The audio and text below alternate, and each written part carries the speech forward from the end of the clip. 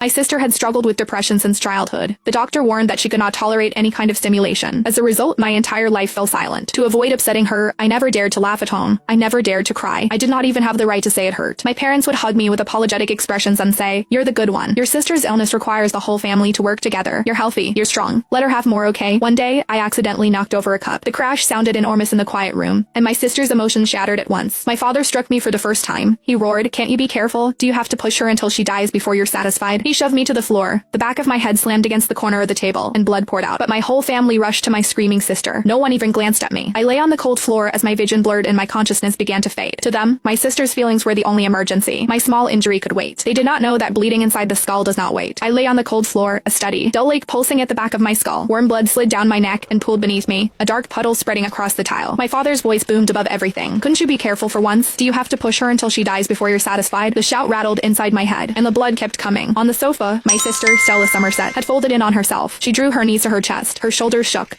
Both hands clamped over her ears as she shrieked. Sharp enough to sting, she did it on purpose. "She wants me dead. Make her go away. Go away." My mother knelt in front of her and rubbed her back in slow circles. Her voice turned soft and sang minus song. "Baby, it's okay. Mommy's here." The bad sister went away. I tried to push myself up. The room tilted hard to the left, then lurched back. Dizziness punched through me, and I collapsed again with my cheek against the floor. The edges of my vision darkened. Black crept in like smoke and swallowed the corners first. "Dad, Mom." My voice came out thin, almost nothing. No one turned. My sight blurred. The ceiling faded into a pale smear. Somewhere beyond it, old memories surfaced, as if they had waited for the moment I finally stopped fighting them. I saw myself running home with a certificate clutched in both hands. I had earned first place in my grade. My heart had felt too big for my chest. "Mom." I gotta shove the door open, breathless. The words spilled out. Before I could finish, she snatched the certificate from my hands and shoved it into a drawer as if it were contraband. "Rainy," she whispered, panic in her voice. "Don't let your sister see it." She lowered her voice even further. "You know how this goes. If you do well, it will set her off." I stood in the doorway with my arms still half-minus extended, as if my body had not received the message. My smile froze. "But Mom, it's the first time I ever got first place," I said. My voice shook. "The teacher said I could apply for early admission. You're the most sensible one," she said as she smoothed my hair. Her eyes held apology, the kind that always asked me to swallow my feelings so she would not have to. "Your sister's illness needs all of us. You're healthy. You're strong. Let her have more, okay?" I nodded and went back to my room. I forced down the lump in my throat and swallowed every bit of unfairness whole. Back on the floor, the puddle of blood had widened. It crept under my shoulder, sticky and warm. My breathing turned fast and shallow, and I could not draw enough air into my lungs. White flashes sparked across my vision. "Mom." I tried again. This time the words scraped out of me. "It hurts." My mother finally glanced over her shoulder. She frowned as if I had interrupted something important. "Rainy, stop it," she said. "Can't you see your sister is unwell?" My sister's screaming spiked even higher. "Make her leave. Make her go away." She grabbed a glass from the coffee table and hurled it at the wall. It exploded and shards scattered across the room. My father rushed to her and wrapped his arms around her as if she were made of glass and I were the one throwing stones. "It's okay, Stella. Daddy's here," he murmured, gentle enough to make me feel sick. "It's okay. Daddy already chased the bad sister away."